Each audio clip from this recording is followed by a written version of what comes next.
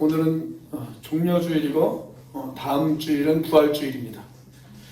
그래서 이번 주와 다음 주는요, 우리가 에베소서 강해를 잠깐 멈추고 종려주일과 부활절에 맞는 그런 말씀을 우리가 같이 한번 나누도록 하겠습니다. 종려주일은 2000년 전에 예수님께서 예루살렘 성에 들어가실 때 예루살렘 성에 살던 시민들이 종려나무 가지를 흔들면서 예수님을 환영해 주었던 그 사건을 기념하는 주일입니다. 그날 그 자리의 주인공은 당연히 예수님이시죠. 그런데 그날 예수님과 함께 주목받은 또 하나의 스타가 있습니다.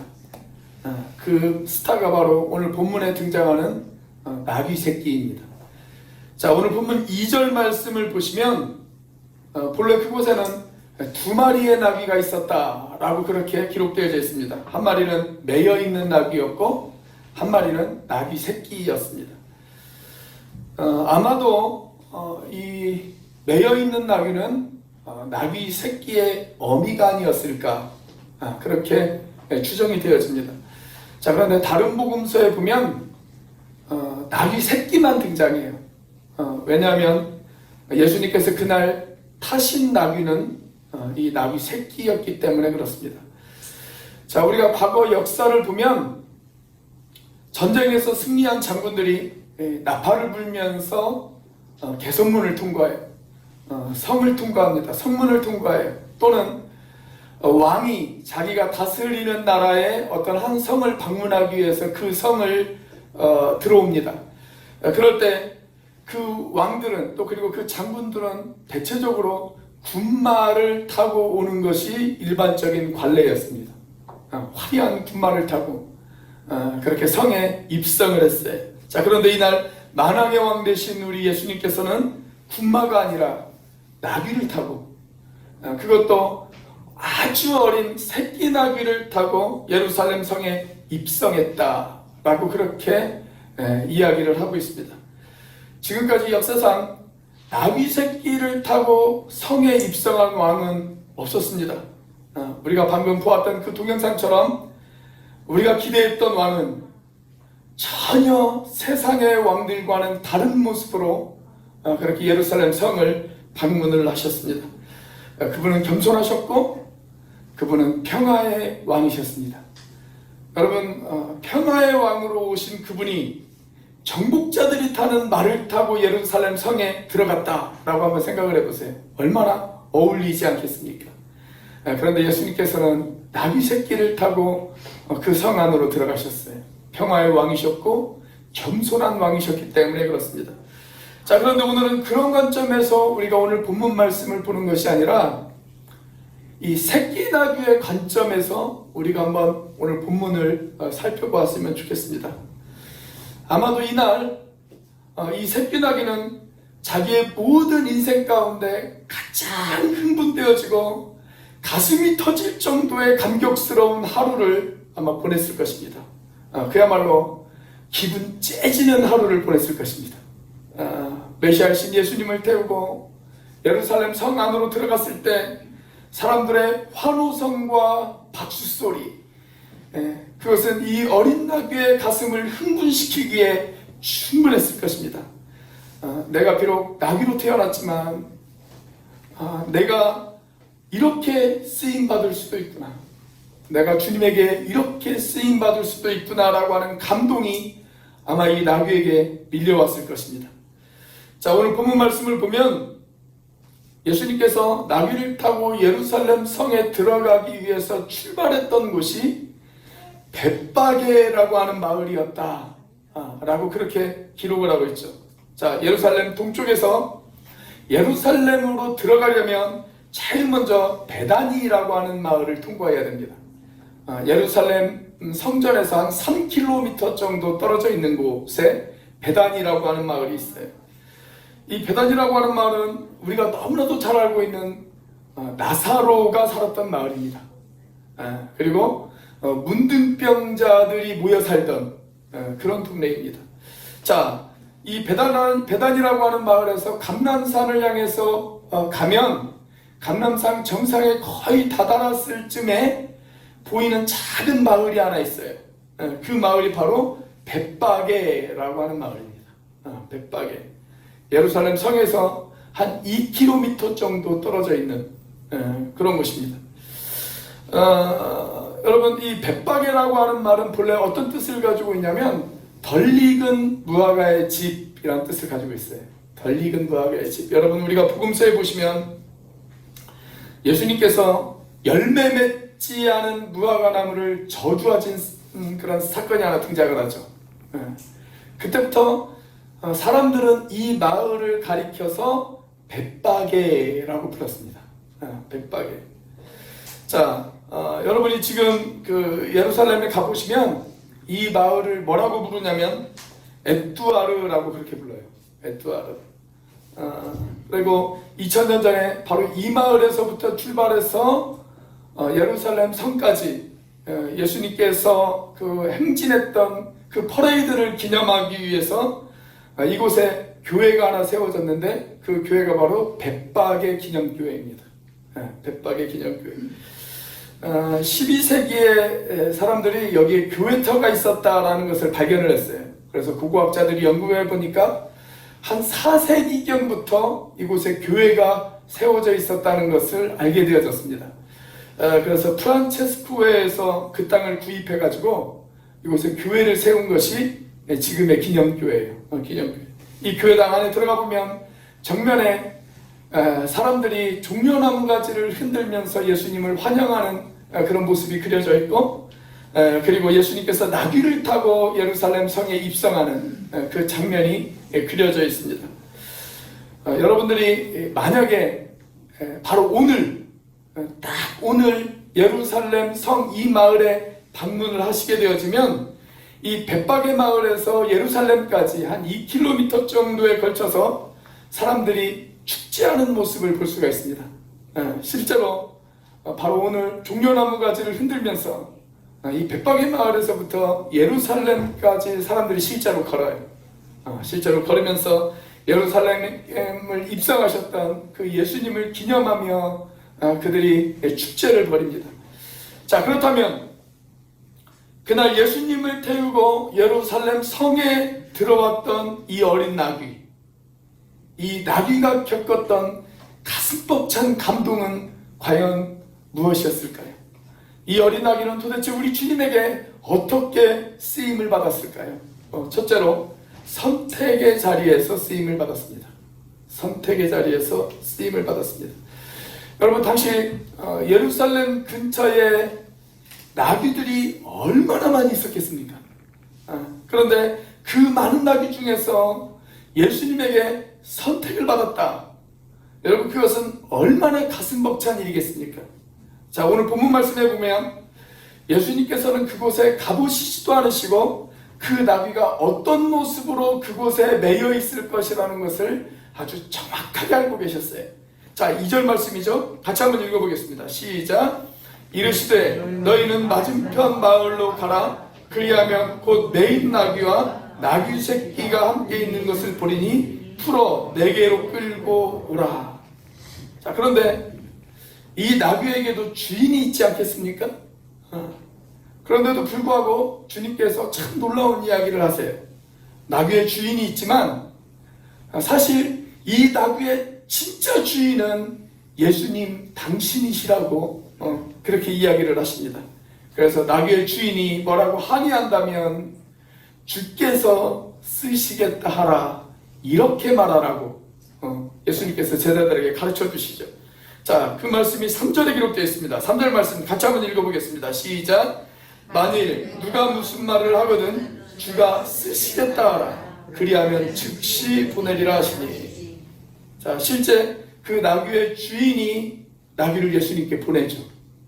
예수님께 보내요.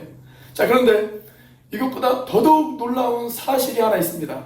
그게 뭐냐면 이 어린 나귀가 메시아를 태우고 예루살렘 성에 입성할 것이라는 사실을 이미 오래전인 구약시대부터 예언이 되어져 있었다라고 하는 사실입니다.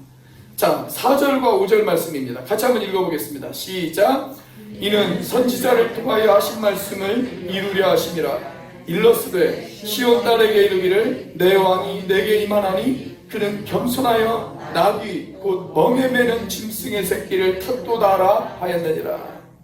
자, 이 말씀이 본래 어디에 나오냐면 구약성경 스가랴서 9장 9절 말씀에 나오는 말씀입니다.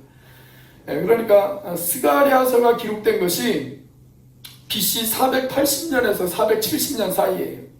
그러니까 오늘 본문에 이 사건이 일어나기 무려 500년 전에 정확하게 이런 일들이 일어날 것이라는 것을 구약성경에서는 이미 예언하고 있었다라는 거예요. 그래서 예수님께서 그 예언을 이루시기 위해서 나귀를 태우고 나귀가 예수님을 태우고 예루살렘 성에 입성을 합니다. 자, 물론 주님께서 이 나귀를 선택하신 것, 그것은 이 나귀가 어떤 특별한 존재였기 때문에 이 나귀를 선택한 것은 아닙니다. 주님이 이 나귀를 선택한 것은 그냥 주님의 은혜였습니다. 여러분, 은혜가 뭐예요? 은혜란 받을 만한 자격이 없는 사람에게 베풀어 주시는 일방적인 사랑. 그게 은혜죠. 이 나귀는 특별한 나귀가 아니었어요. 그냥 다른 나귀와 똑같은 평범한 나귀였습니다. 그런데도 주님께서 그 나귀를 선택하셨어요. 여러분, 그것이 바로 은혜 아니겠습니까? 사랑하는 여러분, 이 나귀 새끼 한 마리를 쓰시기 위해서도 주님께서 선택하시고 은혜를 베푸셨다면 오늘 저와 여러분들을 주님께서 괜히 부르셨을까요? 저와 여러분이 그냥 의미 없이 이 땅에 던져진 그런 인생일까요? 그러나 불행한 것은 이 땅에 살아가는 많은 사람들은 지금도 자신이 존재하는 진정한 이유와 목적을 모른 채 그렇게 살아가고 있다는 사실입니다. 이사야 선지자는 이 사실이 너무나도 안타까워서 저와 여러분들에게 이렇게 이야기를 합니다. 이사야 1장 3절 말씀 같이 한번 읽어보겠습니다. 시작. 소는 그 임자를 알고 나귀는 그 주인의 구유를 알건만은 이스라엘은 알지 못하고 나의 백성은 깨닫지 못하는도다 하셨도다. 여러분, 소도 자기 주인을 알아요. 나귀도 자기 주인의 구유를 압니다. 그런데 만물의 영장이라고 자부하는 우리 사람들은 그들을 지으시고 만드신 참된 주인을 모르고 있다. 이 이야기입니다. 어떻습니까? 여러분들은 여러분들의 주인이 누구이신지를 알고 계십니까? 정말 내 인생의 주인, 내 삶의 주인, 내가 태우고 가야 할 그 주인, 그 주인이 누구인지를 알고 계시나요? 정말 그분이 나를 구원하시기 위해서, 그리고 나를 사용하시기 위해서 저와 여러분들을 선택하셨다는 것, 여러분 그 사실을 믿으십니까? 사도 베드로는 주님께서 나를 쓰시기 위해 나를 불러주셨다. 나를 쓰시기 위해 나를 선택해 주셨다. 그 사실을 아는 것이 우리가 영적인 승리를 거둘 수 있는 비결이다 라고 그렇게 저와 여러분들에게 이야기해 주고 있습니다. 자, 베드로후서 1장 10절 말씀입니다. 같이 한번 읽어보겠습니다. 시작. 그러므로 형제들아 더욱 힘써 너희 부르심과 택하심을 굳게 하라. 너희가 이것을 행한즉 언제든지 실족하지 아니하리라. 자, 여기 두 가지의 아주 중요한 단어가 나오죠. 하나는 뭐냐면 부르심이라는 단어이고 다른 하나는 택하심이라고 하는 단어입니다. 하나님께서 나를 부르셨고 나를 택하셨다는 것을 안다면 우리가 실족하지 않을 것이다. 믿음의 길을 가면서 우리가 실족하지 않을 것이다. 그렇게 이야기를 하고 있어요. 내가 지금 여기 존재하는 이유, 내가 지금 여기에 있는 이유, 그것은 하나님께서 나를 불러주셨고 나를 선택해 주셨다. 여러분, 그것을 확신하는 사람, 그 사람은 실족하지 않아요. 큰 산이 우리를 가로막고 있다 할지라도, 큰 산과 같은 환난과 고난이 내 앞에 있다 할지라도 여러분, 그 사람은 이렇게 외칠 수가 있습니다. 큰 산아, 내가 무엇이냐? 너는 내 앞에서 평지가 되리라. 저는 여러분들이 이런 확신으로 하루하루를 살아가기를 주의 이름으로 축원합니다. 그래서 믿음 위에 굳게 서서 큰 환난과 같은 그 산을 바라보며 저와 여러분들이 이렇게 외쳤으면 좋겠습니다. 주님이 나를 부르신 이유, 주님이 나를 선택하신 이유가 바로 여기에 있습니다. 그것을 확신하고 그 산을 뛰어넘을 수 있는 저와 여러분들이 되시기를 축원합니다. 여러분, 나귀를 선택하시고 나귀를 사용하신 그 하나님께서 저와 여러분들을 더 귀하게 여기시지 않으시겠어요? 한 마리의 나귀도 주님께서 사용하셨는데, 한 마리의 나귀도 주님께서 그렇게 귀하게 여기셨는데, 저와 여러분들은 그 나귀보다 훨씬 더 귀하고 소중한 존재잖아요. 그렇지 않습니까? 우리 앞뒤 좌우에 있는 분에게 이렇게 한번 인사해 볼까요? 당신은 나귀보다 소중한 존재입니다. 한번 인사해 보세요. 인사하지 않는 분들은 나귀보다 소중하지 않다는 이야기입니까? 자, 여러분이 어린 나귀가 어떻게 주님 앞에 쓰임을 받았을까요? 둘째, 고난의 자리에서 쓰임을 받았습니다. 고난의 자리에서 쓰임을 받았습니다. 여러분, 이 나귀는 지금까지 경험해보지 못한 고난을 경험해야만 했습니다. 성경은 이 나귀가 어린 나귀였다, 그렇게 이야기를 하고 있어요. 자, 누가복음에 보면 이 나귀는 지금까지 아무도 타보지 않은 나귀였다, 그렇게 이야기를 합니다. 아직 사람을 태워보지 못한, 아직 경험이 없는 그런 나귀였다라고 이야기를 하고 있어요. 지금까지 이 나귀는 힘든 노동을 경험해보지 못했습니다. 아마도 이 나귀는 처음으로 자기 인생에 있어서 가장 힘든 노동을 했는지도 모르겠습니다. 경험도 없는 이 나귀가 다 큰 성인인 예수님을 태우고 무려 2km 이상이 되어지는 그 길을 걸어야만 했습니다.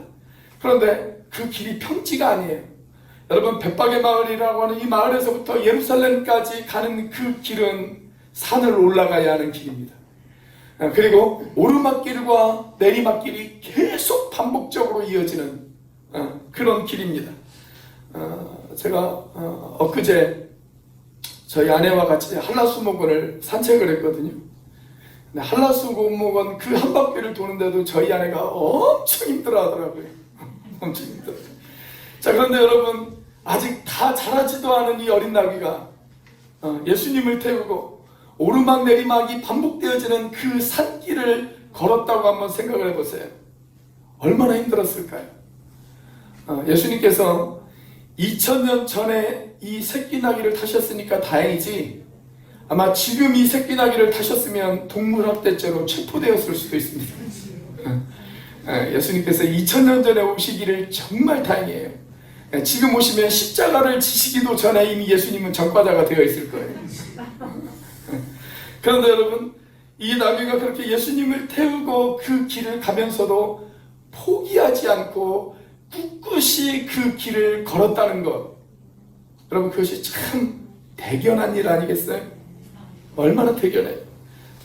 그런데 저와 여러분들도 바로 그래야 된다는 것, 여러분들 아십니까?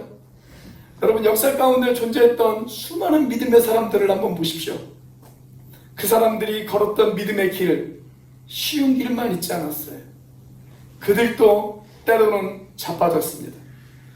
그들도 때로는 넘어졌습니다. 그러나 포기하지 않고 그 고난의 길을 걸었습니다.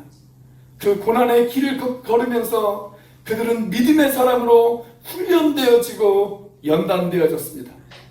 주님이 이 나귀를 훈련시키셨다면, 주님이 역사상 존재했던 수많은 믿음의 사람들을 그렇게 훈련시키셨다면, 오늘 저와 여러분들도 고난 가운데 훈련시키지 않으시겠어요? 이 나귀라고 하는 동물은 매우 이중적인 그런 의미를 갖는 동물입니다. 우리가 동화책이나 아니면 여러 참고 자료들을 읽어보면 이 나귀는 일단 고집이 센 동물이에요. 고집이 아주 세요.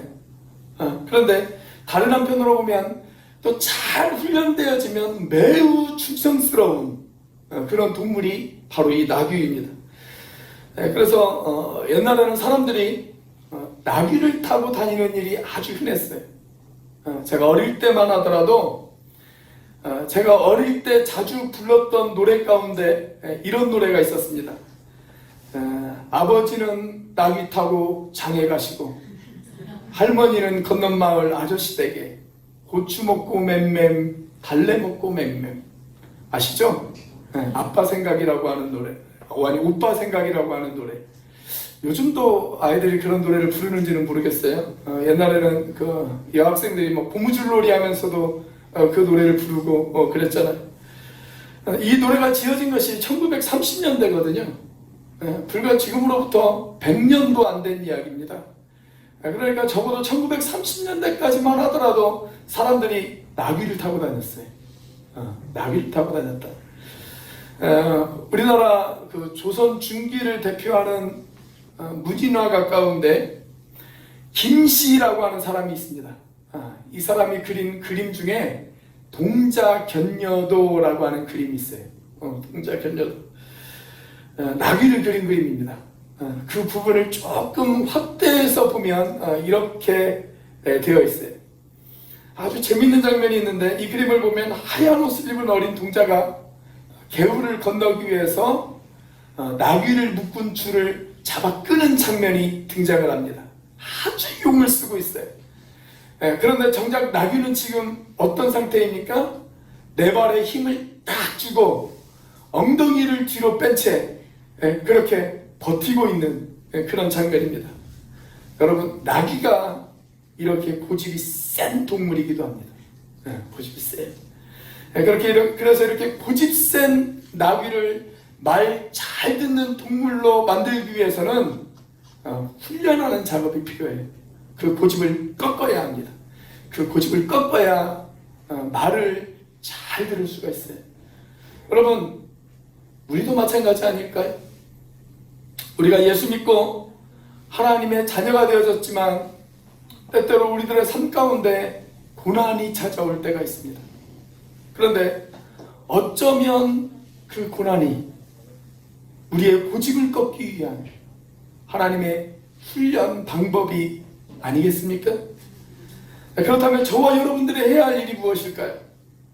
내가 자진해서 나의 고집을 꺾고 겸손하게 그분의 손길 앞에 내 인생을 맡기는 작업이 필요하지 않겠습니까?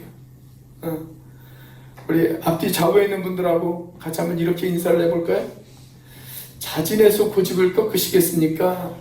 빡세게 훈련받고 고집을 꺾으시겠습니까? 한번 물어보세요. 여러분들은 어떻게 하시겠어요? 자진해서 고집을 꺾으시겠어요? 빡세게 훈련받고 고집을 꺾으시겠어요? 제가 요즘 저희 큰아들이 이제 5월 달에 군대를 간답니다. 해병대로 군대를 간다는데 5월 23일 날 날짜도 정해졌는데 이렇게 기도하고 있습니다. 하나님, 빡세게 훈련시키시더라도 고집을 좀 꺾이게 하여 주옵소서. 여러분, 제가 여러분들을 위해서도 그렇게 기도하고 있다는 거 아십니까?